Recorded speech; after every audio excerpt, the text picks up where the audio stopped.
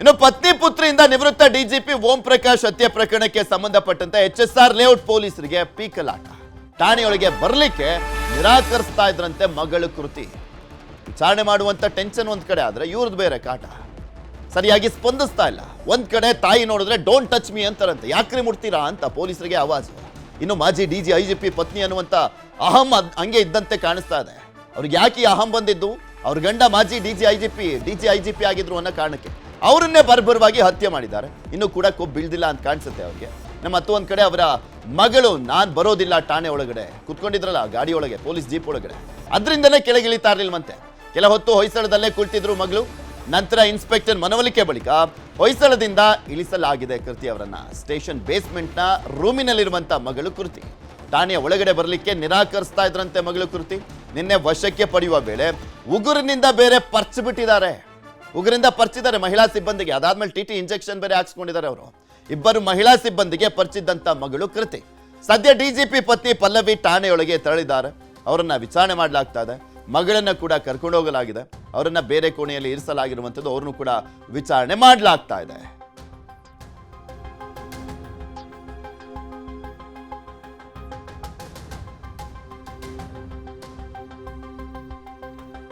ಇದೆಲ್ಲ ವಿಚಾರಕ್ಕೆ ಸಂಬಂಧಪಟ್ಟಂತೆ ಮಾತಾಡ್ಲಿಕ್ಕೆ ನಮ್ಮ ಜೊತೆ ರಿಟೈರ್ಡ್ ಪೊಲೀಸ್ ಆಫೀಸರ್ ಆಗಿರುವಂತ ಅಶೋಕ್ ಕುಮಾರ್ ಅವರು ನೇರ ಸಂಪರ್ಕದಲ್ಲಿ ಜಾಯ್ನ್ ಆಗಿದ್ದಾರೆ.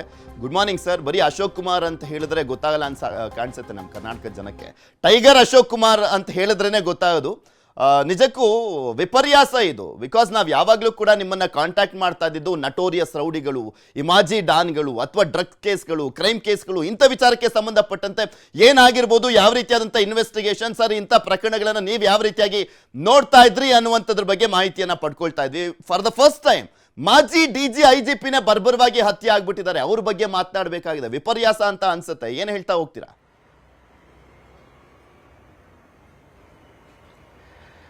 ನಿಜಕ್ಕೂ ದುರಂತ.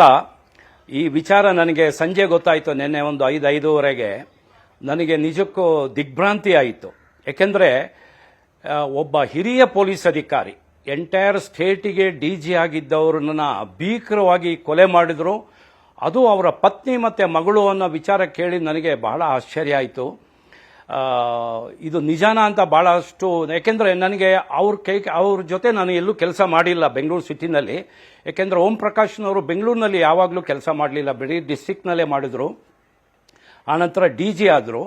ನನಗೆ ಗೊತ್ತಿರುವ ಹಾಗೆ ಬಹಳ ಸೌಮ್ಯ ಮತ್ತು ಬಹಳ ಒಳ್ಳೆಯ ಅಧಿಕಾರಿ ಅವರು. ಎಸ್ಪೆಷಲಿ ಆಡಳಿತದಲ್ಲಿ ತುಂಬ ಒಳ್ಳೆ ಕೆಲಸ ಮಾಡಿದ್ದಾರೆ.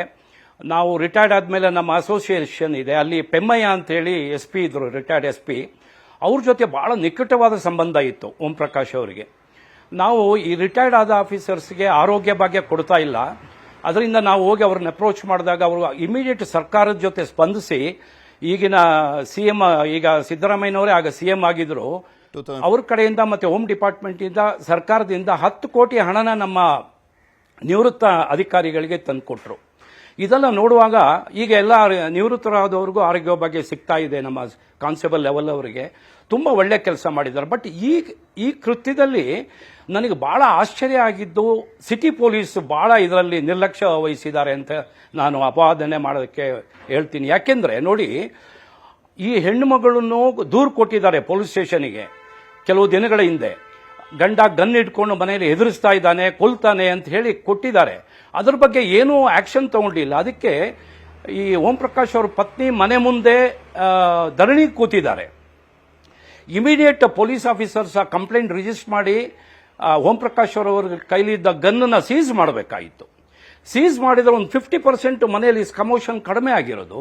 ನಂತರ ಇಮಿಡಿಯೇಟ್ ಕೋರ್ಟಿಗೆ ಹಾಕಿ ಗಂಡ ಹೆಂಡತಿ ಸೆಪರೇಟ್ ಆಗಿ, ಈಗ ಅವ್ರದೇ ಬೇರೆ ಮನೆ ಇದೆ, 2 ಮನೆ ಇದೆ ಅಂತ ನಾನು ನೋಡಿದೆ ಪೇಪರಲ್ಲೂ ಟಿವಿಗಳಲ್ಲಿ.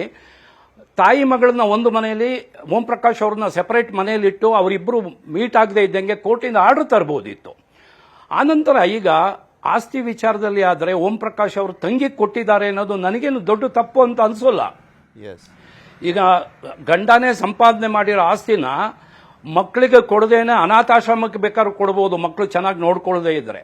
ಸೊ ಅದಕ್ಕೆ ಬಟ್ ಪತ್ನಿ ಒಬ್ರು ಇಷ್ಟು ಇದಕ್ಕೆ ಹೋಗಿರೋದು ನೋಡಿದ್ರೆ ನನಗೆ ಬಹಳ ಆಶ್ಚರ್ಯ ಆಗುತ್ತೆ. ಮೆಣಸಿನ ಪುಡಿ ಹಾಕಿ, ಎಣ್ಣೆ ಹಾಕಿ, ಕೈಕಾಲು ಕಟ್ಟಿ 7-8 ಬಾರಿ ತಿವಿದಿದ್ದಾರೆ ಅಂದ್ರೆ ಇದು ಯಾವ ಮಟ್ಟಕ್ಕೆ ಹೋಗುತ್ತಪ್ಪ ಅನ್ಸುತ್ತೆ ಆಸ್ತಿ ವಿಚಾರದಲ್ಲಿ. ಕೊನೆಗೆ ನನಗೆ ತುಂಬಾ ದುಃಖವಾಗಿದ್ದು ಸುಮಾರು 15-20 ನಿಮಿಷ ಈ ಡಿಜಿ ನರಳಿ ಸತ್ತಿದಾರಲ್ಲ, ಅದನ್ನ ಊಹಿಸೋಕ್ಕೂ ಆಗಲ್ಲ ನನಗೆ. ನಾವು ಕೆಲಸದಲ್ಲಿದ್ದಾಗ ಸಾವಿರಾರು ಇಂಥ ಕೇಸ್ಗಳನ್ನ ಸಾಲ್ವ್ ಮಾಡಿದ್ದೀವಿ. ನಾನು ಎಷ್ಟೋ ಕೇಸ್ನಲ್ಲಿ ಗನ್ನನ್ನ ಸೀಸ್ ಮಾಡಿದ್ದೀನಿ. ಮನೆಯಲ್ಲಿ ಗಲಾಟೆ ಮಾಡ್ಕೊಂಡು ಲೈಸೆನ್ಸ್ ಇರೋ ಗನ್ನಲ್ಲಿ ಎದುರಿಸ್ತಾ ಇದ್ದ ಒಬ್ಬ ಯಜಮಾನ ಮಕ್ಕಳಿಗೆ ಹೆಂಡತಿಗೆಲ್ಲ ಅದನ್ನು ಸೀಸ್ ಮಾಡಿದ್ದೀನಿ. ಈ ಪ್ರಾಬ್ಲಮ್ನ ಲೋಕಲ್ ಪೊಲೀಸ್ನವರು ನಿರ್ಲಕ್ಷ್ಯ ಮಾಡಿರೋದ್ರಿಂದ ಈ ಮಟ್ಟಕ್ಕಾಗಿದೆ. ಮತ್ತೆ ಇದು ಸಮಾಜದ ಮೇಲೆ ಬಹಳ ಕೆಟ್ಟ ಪರಿಣಾಮ ಬೀರುತ್ತೆ. ಯಾಕೆಂದ್ರೆ ಒಬ್ಬ ಡಿಜಿ ಅಸಹಾಯಕನಾಗಿ ಮನೆಯಲ್ಲಿ ಕೊಲೆಯಾಗಿರೋದು ಇದೆಯಲ್ಲ, ಇದು ಸಮಾಜದ ಮೇಲೆ ಹೋಗುತ್ತೆ. ಯಾಕೆಂದ್ರೆ ಪೊಲೀಸ್ನವರು ಸಮಾಜನ ಕಾಪಾಡೋರು. ಇದು ಇದು ಹೊಲನೇ ಎದ್ದು ಇದಾದಂಗಿದೆ, ಬೇಲಿನೇ ಎದ್ದು ಹೊಲ ಮೇದಂಗ ಆಗ್ಬಿಡುತ್ತೆ ಇವಾಗ. ಮತ್ತೆ ಯಾರಿಗೆ ರಕ್ಷಣೆ ಇದೆ ಅನ್ಸುತ್ತೆ? ಡಿಜಿನವರೇ ಈ ಕೃತ್ಯಕ್ಕೆ ಹೋದ್ರೆ ಲೋಕಲ್ ಪೊಲೀಸ್ ಎಲ್ಲಿಗೆ ಹೋಗ್ಬಿಟ್ಟಿದ್ದಾರೆ ನನಗಂತೂ ಅರ್ಥನೇ ಆಗೋದಿಲ್ಲಪ್ಪ ಇದರ ವಿಚಾರದಲ್ಲಿ. ಇದು ಸಾಕಷ್ಟು ವರ್ಷಗಳಿಂದ ನಡ್ಕೊಂಡ್ ಬಂದಿರುವಂತ ತಿಕ್ಕಾಟ ಅಂತ. ಅಂದ್ರೆ 2 ಎಕರೆ 20 ಗುಂಟೆ ಕೊಟ್ರು ಅನ್ನುವ ಕಾರಣಕ್ಕೋಸ್ಕರ ಗಲಾಟೆ ಆಗಿದ್ದಿದ್ರೆ ಇನ್ನು ಏನೇನೋ ಆಗ್ಬೇಕಾಗಿತ್ತು. ಆದ್ರೆ ಇದು ಜಸ್ಟ್ ರೀಸನ್ ತರ ಕಾಣಿಸ್ತಾ ಇದೆ ಅಷ್ಟೇ. ಬೇರೆ ಇದ್ರೆ ಇನ್ಸೈಡ್ ಬೇರೆನೇ ಕಾರಣಗಳಿದ್ದಾವೆ ಅನ್ನುವಂಥದ್ದು ಕಾಣಿಸ್ತಾ ಇರುವಂಥದ್ದು. ಬಿಕಾಸ್ ಯಾರೋ ಒಂದು ಜಮೀನ್ ಕೊಟ್ರು, ಅದ್ಯಾವುದೋ ಒಂದು ಜಗಳ ಆಗುತ್ತೆ, ಅದಾದ್ಮೇಲೆ ಸೈಲೆಂಟ್ ಆಗ್ಬಿಡುತ್ತೆ ಆ ಪ್ರಕರಣ. ಆದ್ರೆ ಇದು ನಿರಂತರವಾಗಿ ಪದೇ ಪದೇ ಜಗಳ ಆಗ್ತಾ ಇದೆ ಅಂದ್ರೆ ಕಾರಣಗಳು ಬೇರೆ ಇರ್ಬೋದೇನೋ ಅನ್ಸುತ್ತೆ ಅಲ್ವಾ ಸರ್? ಹೌದೌದು. ಇದು ಏನಾಗುತ್ತೆ ಅಂತ ನೋಡಿ, ಲೋಕಲ್ ಪೊಲೀಸ್ ಅವರಿಗೆ ಕಂಪ್ಲೇಂಟ್ ಬರ್ತಾ ಇತ್ತಲ್ಲ, ಕೆಲವು ಇರುತ್ತೆ, ಸರ್ ಅದು ಕೇಳಿದ್ರೆ ಇಲ್ಲ ಸರ್ ಅದು ಅವ್ರದ್ದು ಇದ್ದಿದ್ದೇ ಸರ್, ಬಿಡಿ ಸರ್ ಅವ್ರ ಮನೆಯಲ್ಲಿ ಮಾಡ್ಕೊಳ್ತಾರೆ ಅಂತ ಹೇಳ್ಬಿಡ್ತಾರೆ. ಬಟ್ ಇದು ಗನ್ ಇರೋದ್ರಿಂದ ನಾನು ಹೇಳ್ತಾರೆ, ಎಸ್ಪೆಷಲಿ ನೋಡಿ ಅದು ಗನ್ ಇರೋದ್ರಿಂದ, ಡೆಡ್ಲಿ ವೆಪನ್ ಮನೇಲಿ ಇರೋದ್ರಿಂದ ಒಬ್ಬ ಪೊಲೀಸ್ ಅಧಿಕಾರಿ ಅವ್ರಿಗೆ ಏನಾದರೂ ಫಿಟ್ ಆಫ್ ಹ್ಯಾಂಗರ್ ಅಲ್ಲಿ ಏನ್ ಬೇಕಾದ್ರೂ ಮಾಡಬಹುದು. ಆ ಗನ್ ಇರೋದ್ರಿಂದ ಇವರು ನೋಡಿ ಪ್ರಿಪರೇಷನ್ ಮಾಡ್ಕೊಂಡಿದ್ದಾರೆ, ಮೆಣಸಿನ ಪುಡಿ ಪ್ರಿಪೇರ್ ಮಾಡ್ಕೊಂಡಿದ್ದಾರೆ, ಚಾಕುಗಳು ಪ್ರಿಪೇರ್ ಮಾಡ್ಕೊಂಡಿದ್ದಾರೆ, ಹಗ್ಗ ಪ್ರಿಪೇರ್ ಮಾಡ್ಕೊಂಡಿದ್ದಾರೆ. ಮತ್ತೆ ನೋಡಿ ಅವರು ಇದಾದ್ಮೇಲೆ we have finish the monster ಅಂತ ಹೇಳಿ ಒಂದು ರಾಕ್ಷಸನ್ನ ಕೊಂದಾಕಿದೀವಿ ಅಂತ ಹೇಳಿ ಮೆಸೇಜ್ ಬೇರೆ ಕಳಿಸ್ಕೊಂಡಿದ್ದಾರೆ ಅವರ ಗ್ರೂಪ್ನಲ್ಲಿ. ಇದು ಬಹಳ ಭಯಂಕರ. ಮತ್ತೆ ಇದು ಅದನ್ನ ಯೋಚನೆ ಮಾಡಕ್ಕೆ ನನಗೆ ಆಗ್ತಾ ಇಲ್ಲ. ಇದು ಬಹಳ ದೊಡ್ಡ ದುರಂತ.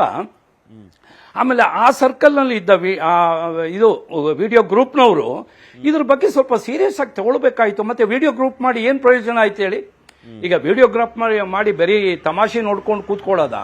ಯಾರಾದ್ರೂ ಒಬ್ರು ಸಮಸ್ಯೆ ಹಾಕಿದಾಗ ಅಟ್ಲೀಸ್ಟ್ ನೋಡಿ, ಸೀನಿಯರ್ ಆಫೀಸರ್ಸ್ಗಳಂತ IPS ಆಫೀಸರ್ಸ್ ಇಮಿಡಿಯೇಟ್ DG ಮತ್ತೆ CP ನ ಮೀಟ್ ಮಾಡಿ, ಹೋಮ್ ಮಿನಿಸ್ಟರ್ ಮೀಟ್ ಮಾಡಿ, ಸರ್ ಈಗ ನಡೀತಿದೆ. ಮತ್ತೆ ಇನ್ನೊಂದು, ಇವರು DG ಓಂ ಪ್ರಕಾಶ್ನವರು ಸಿದ್ದರಾಮಯ್ಯನವ್ರಿಗೆ ಬಹಳ ಪರಿಚಿತರು. ಅವ್ರನ್ನ ಹೋಗಿ ಹೇಳ್ಬೋಯ್ತು, ಸರ್ ಈ ತರ ಫ್ಯಾಮಿಲಿಯಲ್ಲಿ ಕಲಾ ಆಗ್ತಾ ಇದೆ, ಇದಕ್ಕೇನಾದ್ರು ಒಂದು ಇದನ್ನ ಫುಲ್ ಸ್ಟಾಪ್ ಹಾಕಿ ಅಂತ ಹೇಳಿ. ಇವರಿಗೆ ಮೆಸೇಜ್ ಬರುತ್ತೆ, ನಾನು ಫಿನಿಶ್ ದ ಮಾನ್ಸ್ಟರ್ ಅಂತ ಓಡೋಗ್ತಾರೆ ಪೊಲೀಸ್ನವರು ಅಂತ ಹೇಳಿದ್ರೆ, ನಾನು 35 ವರ್ಷಗಳ ಜೀವದ ಹಂಗು ತೊರೆದು ನಾನು ಕೆಲಸ ಮಾಡೋದ್ರಿಂದ ಈ ಮಾತನ್ನು ಹೇಳ್ತೀನಿ. ಬಹಳ ನೋವಾಗುತ್ತೆ. ಒಬ್ಬರು DGನ ಇಷ್ಟು ಅಸಹಾಯಕತೆಯಲ್ಲಿ ಕೊಂದಿದ್ದಾರೆ ಅಂತ ಹೇಳಿದ್ರೆ ಇವತ್ತಿನ ಪೊಲೀಸು ಇಲಾಖೆ ಯಾವ ಮಟ್ಟಕ್ಕೆ ಹೋಗಿದೆ ಅಂತ ನನಗೆ ಅನಿಸ್ತಾ ಇದೆ.